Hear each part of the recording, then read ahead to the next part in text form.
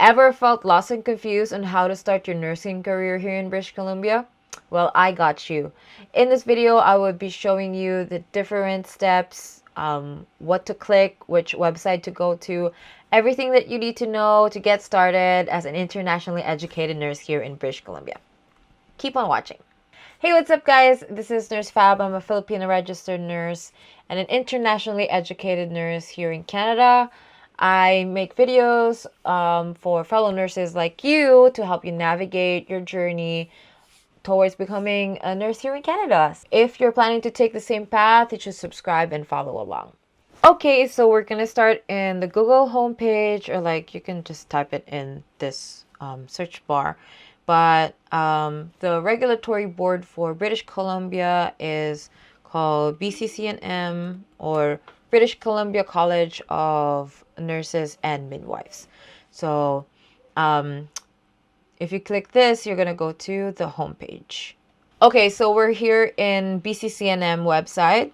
So British Columbia College of Nurses and Midwives. Yeah, so if you are a registered nurse, you can go to here. It says registered nurse, and you scroll down to applications and registration. And if you can see these are like different pages. So you first clicked on how to apply. Okay, so we're here in the how to apply page for RNs. It says here the application process greatly depends on where you got your nursing degree. So if you got it on BC, you have a different pathway. If you got it from a different province, you also have a different pathway. So I assume most of my viewers, if not all, are internationally educated nurses. So you're gonna fall under these type of nurses. And these are nurses who have never been registered in Canada. Okay, so we go to how to apply. We are now in the Internationally Educated Nurses webpage. So again, the application process varies depending on where you got your nursing degree. So if you're from Australia, New Zealand, or United Kingdom, there's a separate pathway for you. If you're from the United States, this is another separate pathway for you. But for those who are from the rest of the countries, for example, the Philippines, you follow the instructions below. Okay, some important information before you apply. So number one is assessing for LPN and RN registration at one time. So LPN and RNs are quite different. You will get assessed for both at the same time. So maybe based on their assessment, you're already eligible for LPN, but you need a couple of courses for RN. You have the choice to get that license, that LPN license, work as an LPN right away, and then finish like the courses while you're taking courses for the RN to get your RN license. So for immigration visas and work permits, before, nurses would often pursue their nursing careers after they get permanent residence. But I guess BCCNM can refer you to like immigration, like consultant departments or immigration support once you express your interest in applying as a nurse in BC. Next is registration process and cost. So there's a table here. You can just read through it. So since January of 2023, majorities of the fees are now either waived or available for reimbursement. So there's government funding for these. It says here no cost, or like if you already paid, you can reimburse it. Okay, so registration cost. BCCNM registration for international nurses are now free because it's paid by the government of BC. Transitional education, if you need further education, you would pay your tuition fee, but they can reimburse you, I think, maximum of $10,000.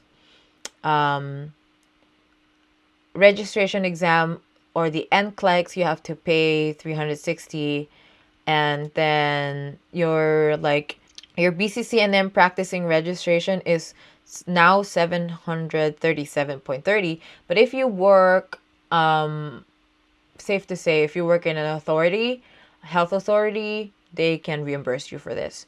And then professional liability protections, just professional insurances. So last bullet is scams targeting IEN applicants.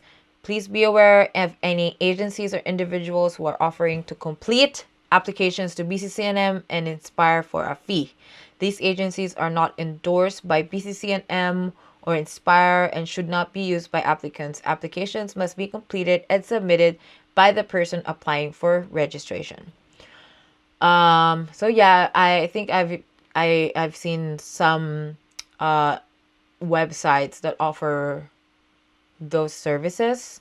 So yeah, just be aware of those. That I think part of me making these kind of videos is so that if you are struggling with the application process, you can refer to these videos, and so that you will learn how to do it on your own, because these agencies will charge for a fee, and they're not like, I feel like they're not legal.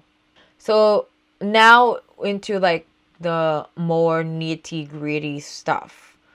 How to apply. So these are the 6 steps on how to apply. First step is to apply to Inspire Global Assessment. Inspire will confirm your identity, evaluate your English language proficiency, education credentials, and nursing skills if needed. Okay, so if we click on this website, it's gonna go to this website. Disclaimer, I didn't go through this process. During my time, only NNAS is the available option for international nurses. But since then, they have opened more options for nurses. I'm going to explain it to you later. So we're now in inspireassessments.org. What I want you to do is to go to this map of Canada and pick the province, so British Columbia, and then click submit. So British Columbia IAN pathway, there's a checklist. We can open that. So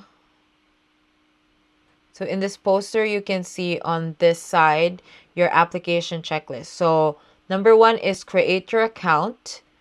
Number 2 is upload your application form. Upload 2 forms of government issued and notarized ID. Have your education credential report submitted. Submit your English language proficiency documents. Complete your competency assessment and apply to BCCNM. All right. So those are the requirements. So I think you can print it if you want. There's more detailed instructions here. So you create your Inspire Global Assessment online user account. Then so you will be required to upload your IDs. Let's check the identity document requirements. So for the IDs, please make sure that it's notarized by either a lawyer or a notary public before you upload them. So what are the accepted identity documents? Driver's license, there's a lot. Government issued identification card. I think what I used were like my passport and my PRC license, because it's government issued. Okay, unacceptable identity. Those are the unaccepted identity documents. Notarization. So you must have copies of your primary and secondary IDs notarized by a lawyer or a notary public. It should be written in English. So there's a sample of a lawyer notarization.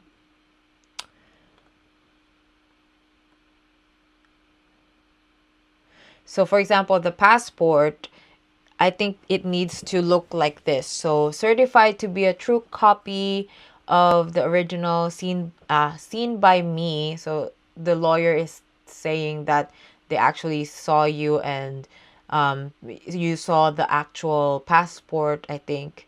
And then the name of the lawyer, what law firm, what's the address, and the contact number. I think this part is really important, because they're not going to accept your ID if they don't have like the name of the lawyer, the signature, the law firm, um, the address of the law firm, and contact details. That's very important. They're quite strict about that. So have your educational credentials assessed by one of the authorized agencies. So here you can choose from these different agencies. So as I have been saying, only the NNAS agency is the available one for me. So I did this, but the catch is for NNAS, they only do one province at the time.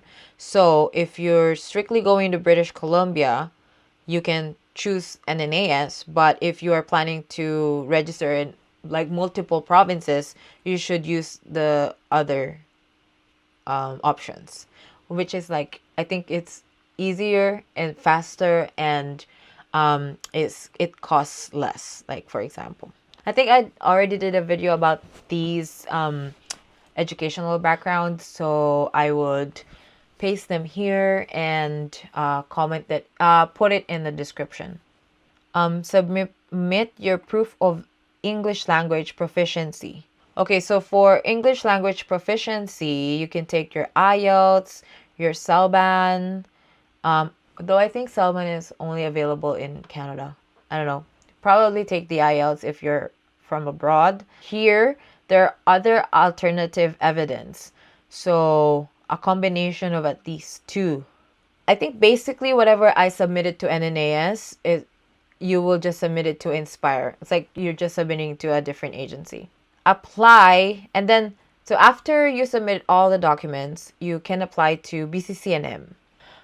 So once you apply to BCCNM and you want to apply as an RN or an LPN, you should email this nursinginfo@nursingjobsbc.ca to ask if you're eligible for financial support. So like the reimbursements, the transitional education, 10,000 grand, and 10,000 grand, 10 grand.